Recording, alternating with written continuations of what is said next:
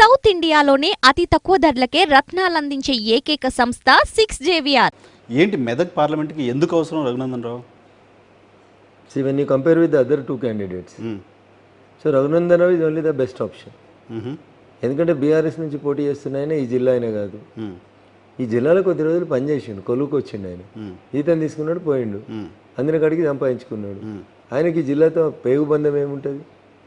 ఆయనకి జిల్లాతో ఏం సంబంధం ఉంటుంది? జిల్లా సమగ్రాభివృద్ధిలో ఆయన కలెక్టర్గా ఉండి పనిచేశారు ఉమ్మడి జిల్లాకి, తర్వాత సిద్దిపేట జిల్లాకి అని కదా. అట్లాంటి వాళ్ళు చాలా మంది కలెక్టర్లు వచ్చిపోయారు, 30 మంది కలెక్టర్లు వచ్చిపోయారు. ఇప్పటికి 30 మందిలో వీరొకరు. వీరున్న 10 years టెన్యూర్ లోపల వీరు చేసిన లాభం కంటే నష్టం ఎక్కువ చేశారు జిల్లా. ఏం నష్టం? సో ల్యాండ్ ఎక్విజిషన్ లోపల ఆయనకి ఇష్టారాజ్యంగా బిహేవ్ చేసుకున్నాడు. ప్రాజెక్టులు కట్టాలి, ప్రాజెక్టులు కట్టద్దు, ఇదొక డిబేటబుల్ ఇష్యూ. కానీ కడుతున్న ప్రాజెక్టులలో వారు అవలంబించినటువంటి విధానం, రాత్రిపూట పోలీసులను పెట్టి ఊర్లు ఖాళీ చేయించినటువంటి విధానం, సో పూర్తి అన్డెమోక్రటిక్గా పనిచేసారు. వారు కలెక్టర్ ఉన్నప్పటి నుంచే రాజకీయ నాయకులుగా బిహేవ్ చేసినారు. ఈ try to expose himself as a leader, not as a collector. In fact మీకున్న ఫ్యాక్ట్ చెప్పాలంటే, సిద్దిపేటలో హరీష్ గారు చెప్పిన మాట వినకుండా ఈయన పనిచేసేవాడు. హరీష్ రావు గారు మనసులో కూడా పనిచేయని కలెక్టర్ ఈయన. అవునా? ఇవాళ ఆయనకు రాజకీయ అవసరం ఉంది కాబట్టి హరీష్ గారు ఇంద్రుడు చంద్రుడు, హరీష్ గారు నాకు రాజకీయ గురువు అని చెప్తున్నారు. మీరు సిద్దిపేట పోయి ఎవరినైనా అడుగుంటారు, హరీష్ గారు చెప్పిన ఏ పని చేయలేదు వెంకటరామరెడ్డి గారు ఒక దశలో. ఎందుకుంటారు? హరీష్ గారు చెప్పిన పని కూడా ముఖ్యమంత్రి గారితో దగ్గరగా అసోసియేట్ అయ్యి, ముఖ్యమంత్రి గారు వేరు, హరీష్ గారు వేరా? ముఖ్యమంత్రి వేరు, హరీష్ రావు వేరా? 100%. అవునా? అవును. ఒకరు తూర్పు అయితే ఒకరు పడమర. ముఖ్యమంత్రి గారికి హరీష్ గారికి ఏం సంబంధం? వాళ్ళిద్దరు బీఆర్ఎస్, వాళ్ళిద్దరు పేగు బంధం ఉంది, పేగు బంధం ఉంది, కానీ ఇంకా వేరే బంధాలు ఏమున్నాయి? ఏం లేవు అక్కడ.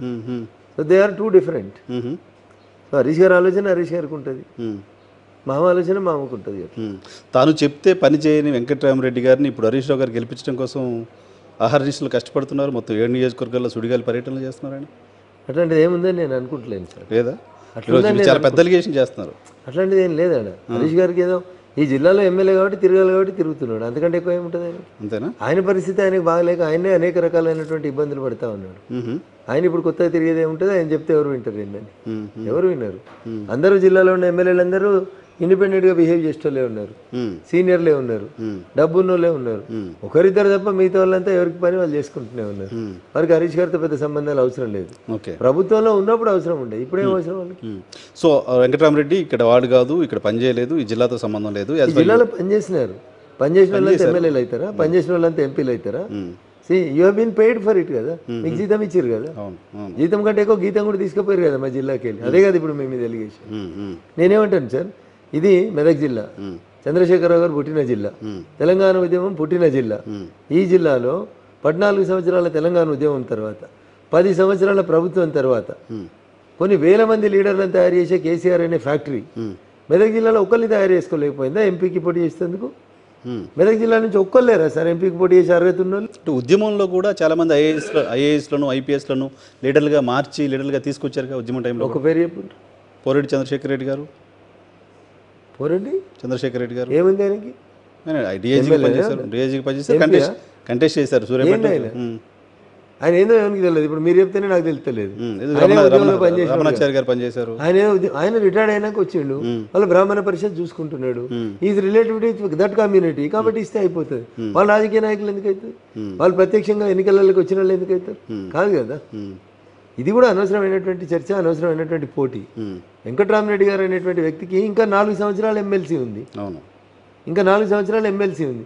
ఇప్పుడు కొత్త ఆయన ఎంపీ అయ్యి చేసేది ఏముంటుంది? ఎట్లాగో కేంద్రంలో నరేంద్ర మోడీ గారి ప్రభుత్వం వస్తుంది అన్డిస్ప్యూటెడ్లీ. బీఆర్ఎస్కి 0 సీట్లని ప్రజలంతా చెప్తూనే ఉన్నారు. ఇంకా వెంకటరామరెడ్డి ఎందుకు 100 కోట్లు ఎందుకు వేస్ట్ చేసుకో? సో మీ పాయింట్ ఆఫ్ వ్యూలో కేసీఆర్ అనే వ్యక్తికి మనుషులు దొరక్క వెంకటరామరెడ్డిని తీసుకొచ్చారా? మరి మీరు చెప్పాలి. ఇప్పుడు నేను మనుషులు దొరకక పెట్టిరా, అమ్ముకున్నారా అనేటువంటి 2వ ఆరోపణ కూడా వస్తుంది కార్యకర్తల నుంచి. మనుషులే దొరకనప్పుడు కొనడానికి ఎవరు వస్తారు? పక్క జిల్లా వాళ్ళని తెచ్చుకోరు కదా. ఆయన కొంత దురద ఉన్నట్టుంది పోటీ చేయాలని, అందుకని ఆయన వచ్చినాడు. సో వాస్తవంగా మీరు ఆలోచించుర్రి, నేను అన్న దాంట్లో ఏమైనా తప్పుంటే చెప్పుండ్రు. తెలంగాణ ఉద్యమానికి పుట్టినిల్లు చంద్రశేఖరరావు గారు అడ్డా, గిడ మీ క్యాండిడేట్ లేరా సార్? 610 అమలు చేయాలన్నా వద్దా? సో జిల్లా వాడు దొరకలేదా ఎవరు అనేది? ఏరి మరి ఒక్కరని ఉండాలి కదా సార్. నీతోటి 14 ఏళ్ళు తన్నులు తిన్నోళ్ళు ఒక్కరు దొరకలేదా నీకు సార్? ఇలా పార్టీ మీద గెలుస్తుందని వాళ్ళకి విశ్వాసం ఉంటే ఒక కార్యకర్తకి ఇయ్యనుంటుంది. ఎందుకు అమ్ముకున్నారు 100 కోట్లు ఉన్న వాళ్ళకి? సో మొత్తం తెలంగాణలో బీఆర్ఎస్ పార్టీ గ్యారంటీగా గెలుస్తుంది అని వాళ్ళు చెప్పుకుంటున్న సీట్లలో మెదక్ పార్లమెంట్ ఉంది. 100% ఇది అవాస్తవం. మెదక్ పార్లమెంట్ మీద కాషాయం జెండా ఎగురుతుంది. వాళ్ళు వెనకటి రోజులు అనుకుంటున్నారు వాళ్ళు. ఆ రోజులు పోయినాయి. ఇలా కేసీఆర్ చెప్తే వినేటోళ్ళు, హరి చెప్తే వినేటోళ్ళు ఎవరు లేరు ఇక్కడ. లేరా? ఈ జిల్లాలో చాలా పొలిటికల్ చైతన్యం వచ్చింది. లేదు అసలు. ఎందుకు మరి అసెంబ్లీ ఎన్నికల్లో బాగా పర్ఫామ్ చేసింది కదా జిల్లాలో బీఆర్ఎస్ పార్టీ, ఇప్పుడు ఎందుకు పెర్ఫామ్ చేయదు? ఎప్పుడు చేసింది? మొన్న అది చెప్పిండు కదా నిన్న రాధాకిషన్ రావు గారు అనేటువంటి డీసీపీ చెప్పిండు కదా, మా పోలీస్ వెహికల్లోనే పైసలు తీసుకుపోయినాం, ఎదురుగున్న వాళ్ళ బండ్లను ట్రాప్ చేసినాం, ఫోన్లు విన్నాము, ప్రభుత్వం ఏం చెప్తే అది చేసినాము, ఎవరిని దానమంటే వాడిని దానినాము, ఆడ వంచమంటే అది వంచినాం, దాంతో గెలిచిర్రు. రాష్ట్రం అంతా చేస్తుంటారు కదా, ఓన్లీ మెదక్లు ఎందుకు చేస్తుంటారు వాళ్ళు ప్రయత్నం. హరీష్ రావు అనే తెలుగులోడు ఉన్నాడు, ఆయన ఉనికి కోసం ఆయన చేసుకున్నాడు అంతే. రఘునందన్ రావు అంటాడు అసెంబ్లీకి వస్తే పక్కన బల్యం కాబట్టి రాకుండా చూసేందుకు చేసుకున్నాడు. చెప్పమను హరీష్ రావుని దుబ్బాకల పైసలు ₹1 వంచలేదని, సిరిసిల్లలో ₹1 వంచలేదని చెప్పమను, మెదక్లో దాదాపు 100 కోట్లు వంచలేదని చెప్పమను, సంగారెడ్డిలో వంచలేదని చెప్పమను ఈ నియోజకవర్గాల్లో. పంచడం వాళ్ళు ఎవరు లేండి, ఆల్మోస్ట్ అన్ని పార్టీలు పనిచేస్తున్నారు. ఎట్లా పంచుతారు? మేము పంచలేదు, నేను పంచలేదు. మెజారిటీ మీ పార్టీ సంబంధించి మీరు పంచకపోయి ఉండొచ్చు, మీ పార్టీ సంబంధించిన వాళ్ళు ఎవరు పంచలేదు మా పార్టీ. దుబాక నియోజకవర్గంలో మేము ఎక్కడ ₹1 పంచలేదు. మీ డబ్బులు పట్టుకున్నారని మీరు చెప్తున్న క్రమంలో పంచే ప్రయత్నంలోనే అది బై ఎలక్షన్ టైం లోపల. రెగ్యులర్ ఎలక్షన్స్ లో ఏడైంది? రెగ్యులర్ ఎలక్షన్స్ ఎక్కడ ₹1 పట్టుకోలేదు. మీ పార్టీకి సంబంధించిన వాళ్ళే చాలా మంది డబ్బులు పట్టుకొని అవి బయటికి కూడా తెలియకుండా కాజేశారు అనేది కూడా వస్తుంది. సో అది నా నోటీసులో అయితే లేదు. మీరు ఏ పేపర్లో ఇప్పుడు వచ్చిన వార్తలను బేస్ చేసుకుని మీరు చెప్తున్నారో అది కూడా ఆ పేపర్లో రిపోర్ట్ చేశాయి అన్న. నేనేమంటున్నాను, వాళ్ళంతలో వాళ్ళు అడ్మిట్ అయినారు, మేము టెలిఫోన్ ట్యాపింగ్ చేసినాం, మేము డబ్బులు పోలీస్ వాహనాలలో తీసుకుపోయినాం, ఎక్కడ ఇవ్వాలనో అక్కడ డబ్బులు ఇచ్చినాం, ఎదురుగున్నెల వాహనాలు చెక్ చేసినాం, ఎదురుగున్నెల వాహనాలు సీజ్ చేసినాం, అందరి ఫోన్లు విన్నాం. ఇది రఘునందన్ రావు చెప్తలేడు, హరీష్ రావు గారి మీద కోపంతో చెప్తలేను నేను. ముద్దాయిలుగా ఆరోపణలు ఎదుర్కొంటున్నటువంటి పోలీస్ అధికారులు వాళ్ళు అరెస్ట్ చేసిన సందర్భం లోపల ఇచ్చినటువంటి స్టేట్మెంట్స్ అని పేపర్లలో వచ్చిన వార్తల్ని మీ